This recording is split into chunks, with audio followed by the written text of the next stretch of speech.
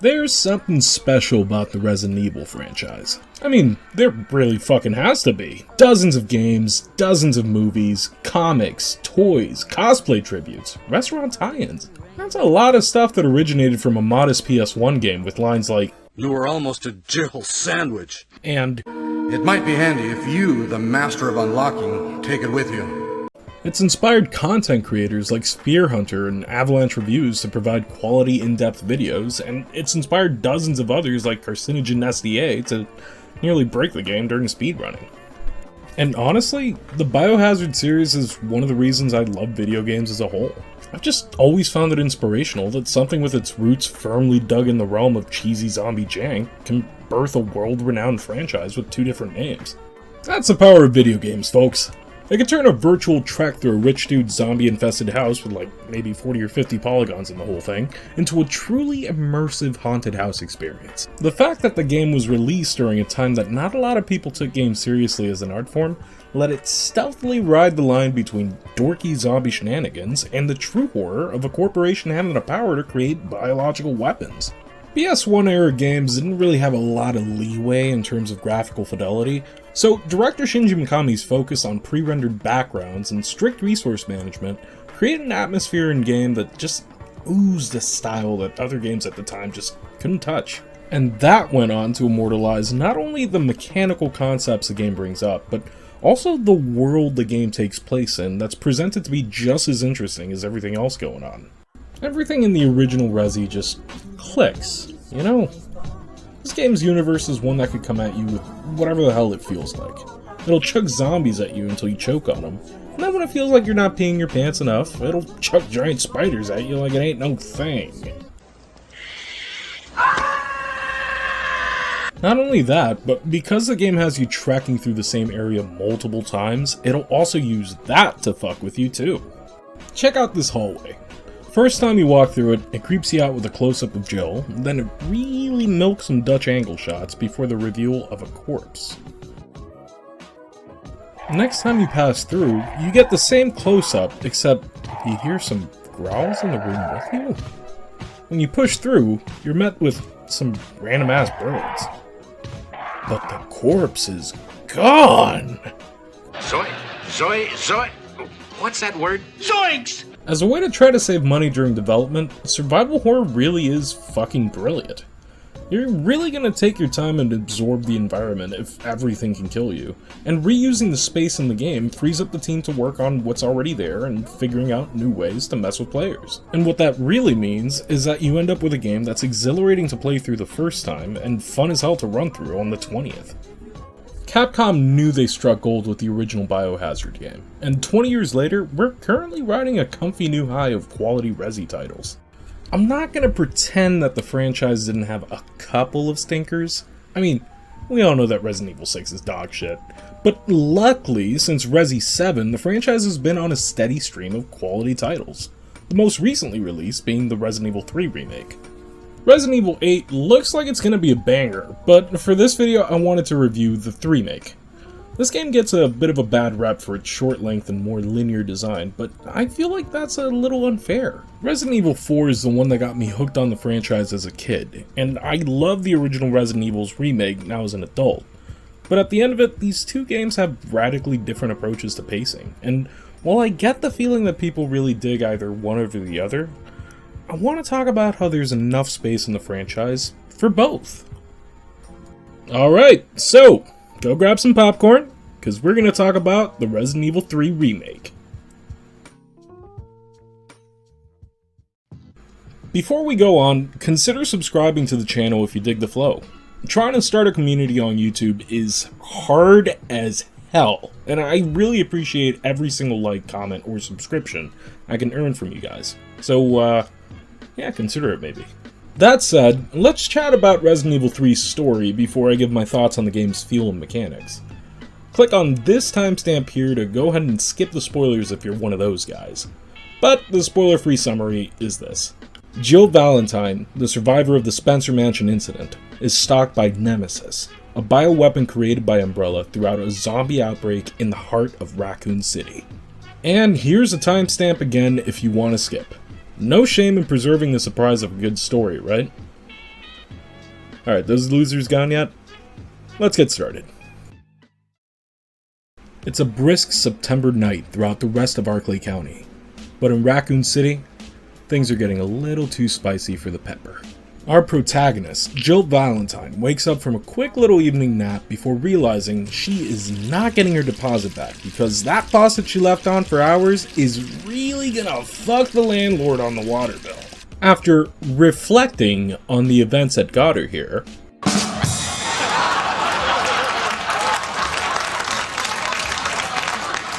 she takes a call from John Connor, warning her that a Terminator is on the way to beat the crap out of her. Hello? Jill, are you okay? Brad, is that you? Listen, you gotta get out of there. What are you talking about? I don't have time to explain. You gotta get out of there right now. Hey, Kool-Aid! Oh yeah, Kool-Aid here, bringing you fun.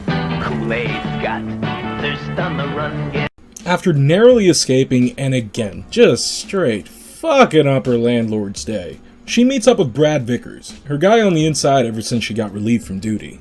Joe was just a couple days of getting out of the city and then this shit happens. Brad gets bit, Jill gets lit, and this heli eats the shit right before Jill gets cornered by Nemesis in a bit of a desperate scene.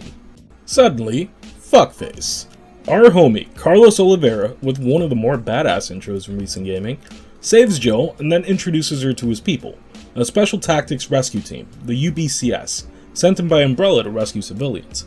Jill knows Umbrella's pulling some shady shit, and immediately distrusts the team. But the neatest of errands being done to save some civilians coaxes Jill into offering her help regardless. Carlos hands her a radio and she straight owns him verbally. Alright, Super Cop. Here you go. We can use this to stay in contact. I know what a radio is.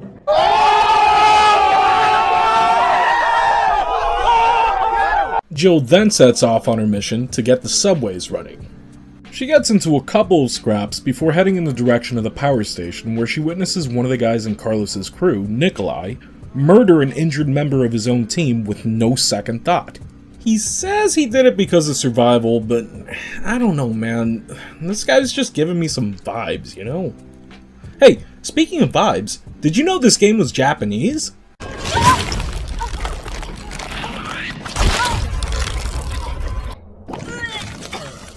Jill gets the power flowing and heads off to program the train office before... oh yeah! Uh-oh! Nemesis keeps trying to mess up Jill's shit, and after programming the subway route and getting back to the station, Jill separates from the team to give him more time to escape while she deals with this annoying Scooby-Doo villain-looking motherfucker. After giving him stars, and quick aside here, Capcom, this line placement here is dookie. Jill escapes and takes a leisurely jaunt through the city's sewers. Oh, I'm definitely burning these clothes. After killing some pet projects, she makes it above ground and things get hot and heavy with a persistent pursuer. She has an epic brawl with Nemesis and manages to scrape out another victory before leaving the burning building and heading to street level to try to get back to the train. Jill gets back and rides the subway for like 40 seconds before Nemesis intercepts it and kills literally everyone on the fucking train except for the one person he was trying to kill. God damn, Nemi, you suck at your job, man! Carlos's boss, Mikhail, blows himself up in an attempt to get Nemesis off of his goddamn train. Nikolai stops Jill from escaping in an attempt to alienate the audience. This is why vibe checks are important, folks. Shit gets off the rails and Jill ends up unconscious in the wreckage.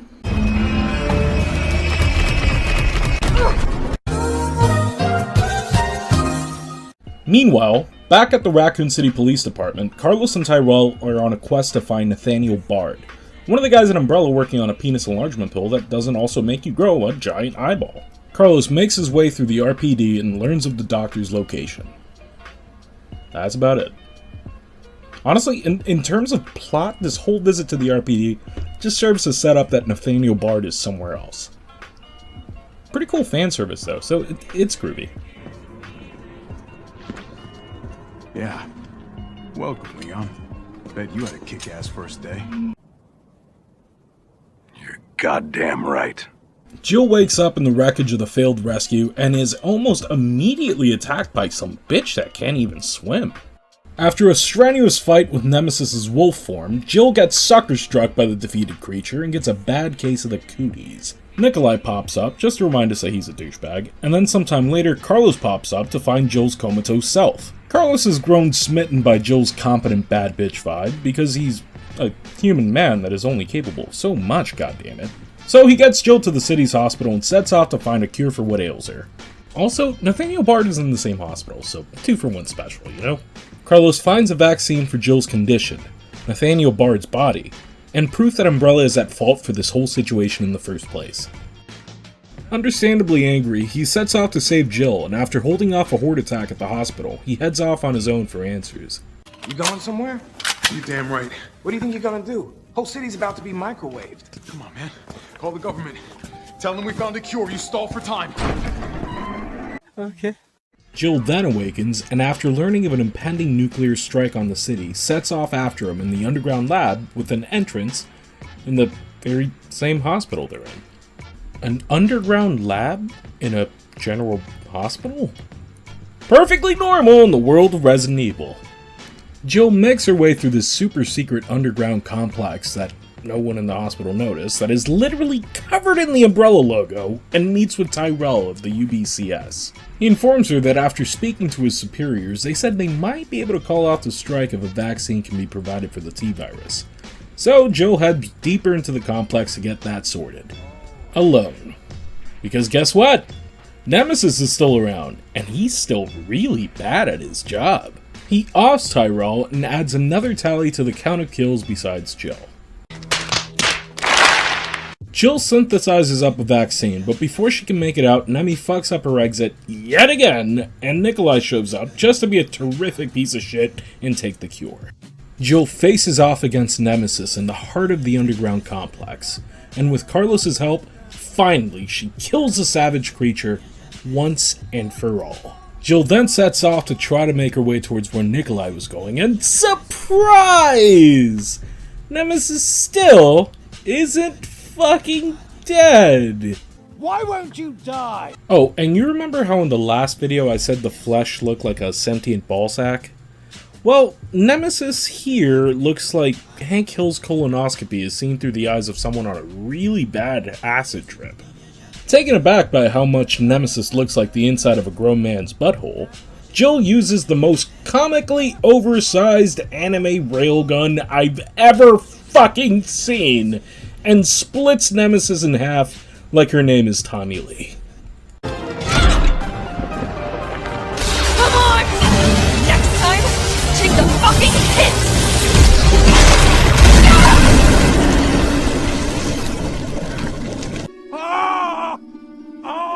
Get the keys, we gotta get in there!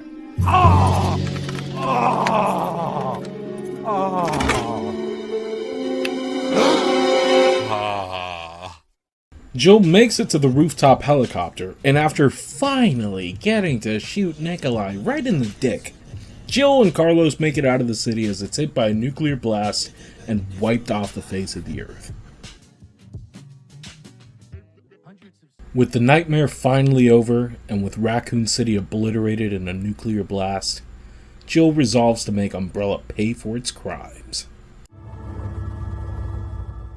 I decided then and there, the ashes of Raccoon City would be Umbrella's ashes too. I would end them, once and for all.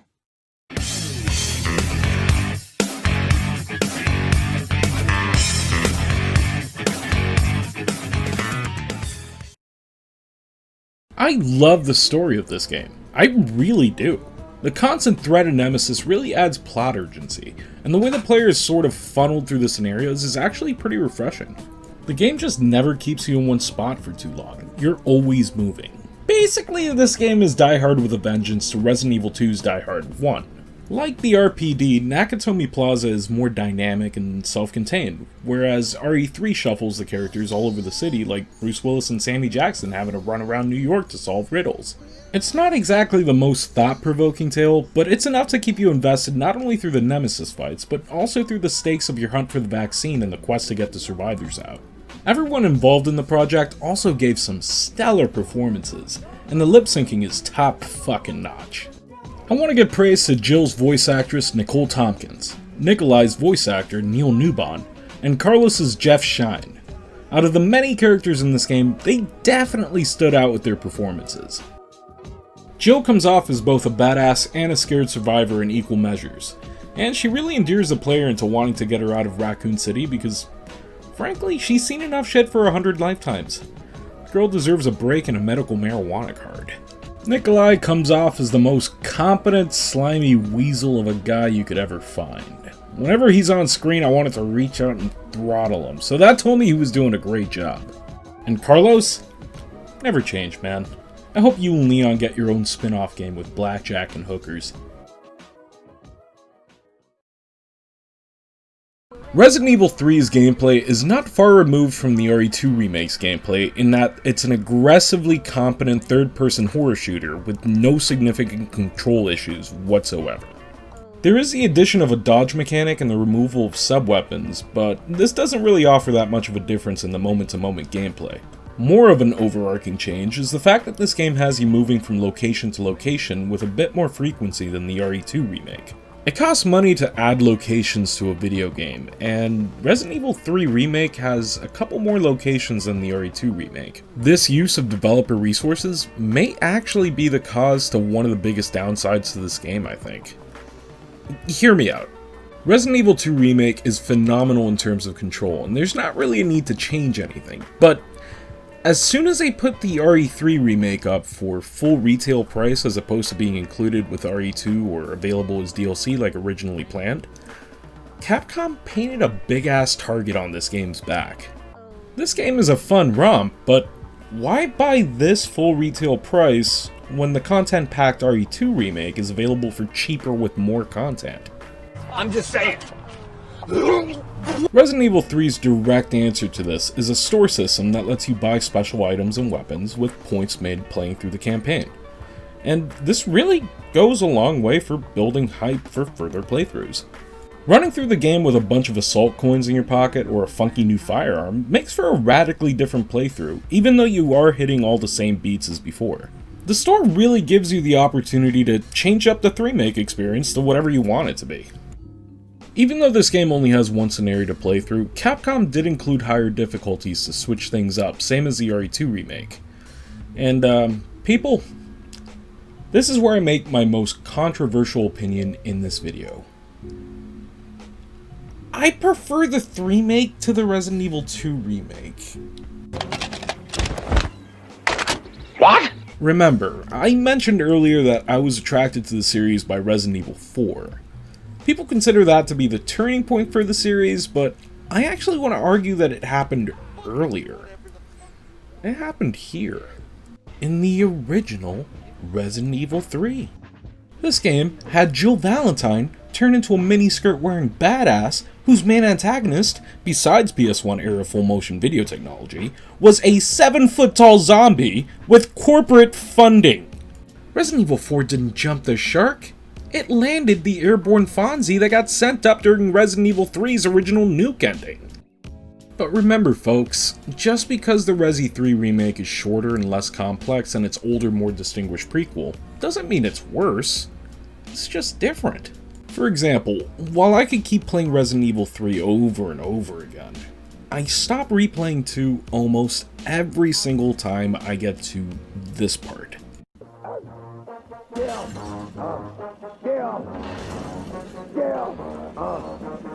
Jesus Christ.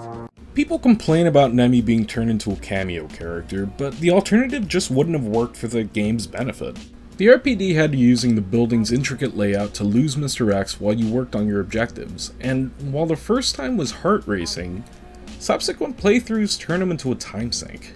It's just not fun to hear Mr. X stomping towards you down the hall when there's a liquor right fucking next to you! Every time Nemesis pops up may be scripted, but you can be sure that the player's attention is not going to be on anything besides him. He comes from a slum, you can see the funky slang in his walk, his talk. If he comes from a slum, well you can hear the funky slang out the woofers in his throat. If he comes from a slum, well you can see the funky slang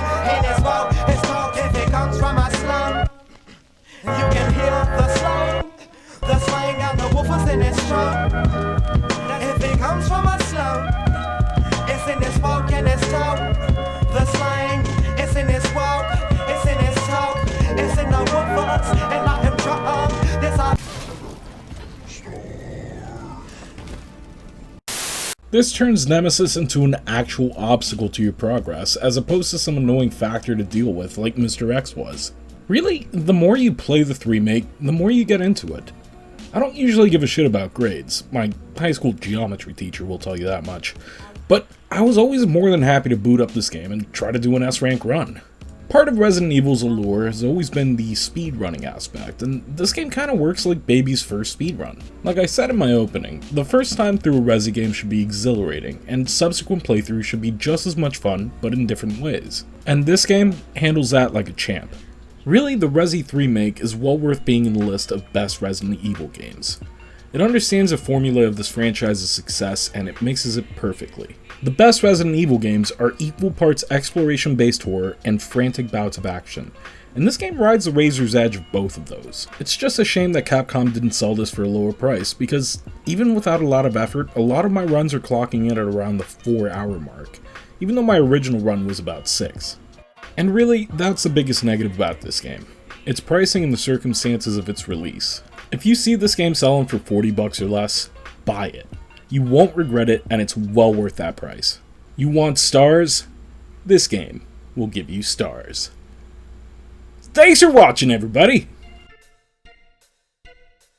I wanted to end this video on something truly terrifying, so here's my face with mutton chops.